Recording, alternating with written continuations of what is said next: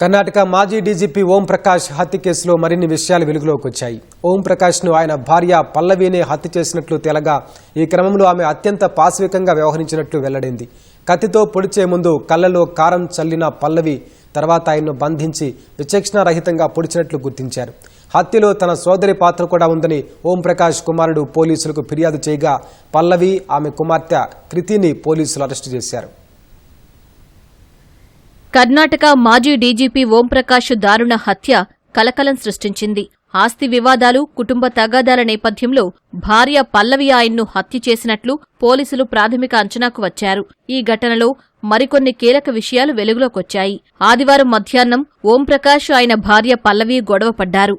అది తీవ్ర రూపం దాల్చగా పల్లవి ఆయనపై కారప్పొడి చల్లిందని పోలీసు వర్గాలు తెలిపాయి. కళ్లు మండుతుండటం వల్ల తీవ్రంగా బాధపడుతున్న ఆయన్ను కట్టేసిన పల్లవి తర్వాత పలుమార్లు పొడిచి చంపిందని పోలీసు వర్గాలు వెల్లడించాయి. ఈ క్రమంలో ఆమె ఒక గ్లాస్ బాటిల్ను ఉపయోగించిందని చెప్పారు. తర్వాత నిందితురాలు మరో పోలీస్ అధికారి భార్యతో వీడియో కాల్లో మాట్లాడారన్న పోలీసులు తన భర్తను తానే చంపేసినట్లు చెప్పారని పేర్కొన్నారు. ఈ క్రమంలోనే హత్య ఘటన పోలీసుల దృష్టికి చేరింది.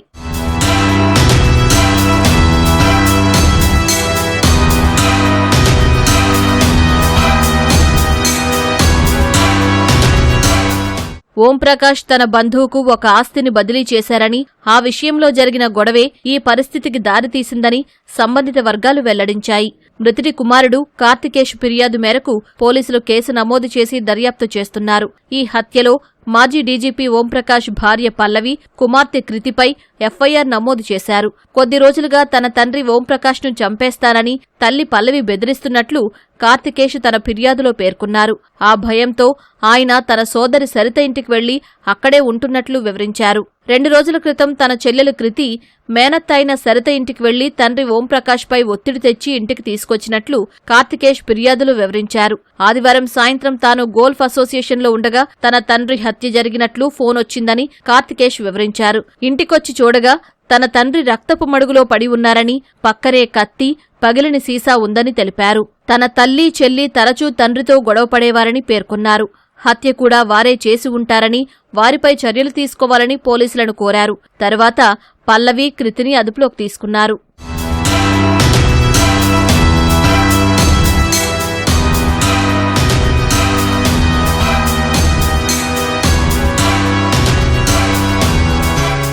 పల్లవి 12 ఏళ్లుగా స్కిజోఫీనియాతో బాధపడుతోందని, చికిత్స కూడా పొందుతోందని ఫిర్యాదులో కార్తికేష్ వివరించారు. ఆస్తి గొడవకు సంబంధించి గతంలో ఓం ప్రకాష్ పై పల్లవి సమీప పోలీస్ స్టేషన్లో ఫిర్యాదు కూడా చేశారు. మొదట పోలీసులు ఫిర్యాదును తీసుకోకపోతే స్టేషన్ ముందు ధర్నా కూడా చేసినట్లు తెలిసింది. బీహార్లోని చంపారన్కు చెందిన ఓం ప్రకాష్ 1981 బ్యాచ్ ఐపీఎస్ అధికారి. 2015 మార్చి 1న కర్ణాటక డీజీపీగా బాధ్యతలు చేపట్టి 2017లో పదవీ విరమణ పొందారు. అనంతరం బెంగళూరులోని హెచ్ఎస్ఆర్ లేఅవుట్లో నివసిస్తున్నారు.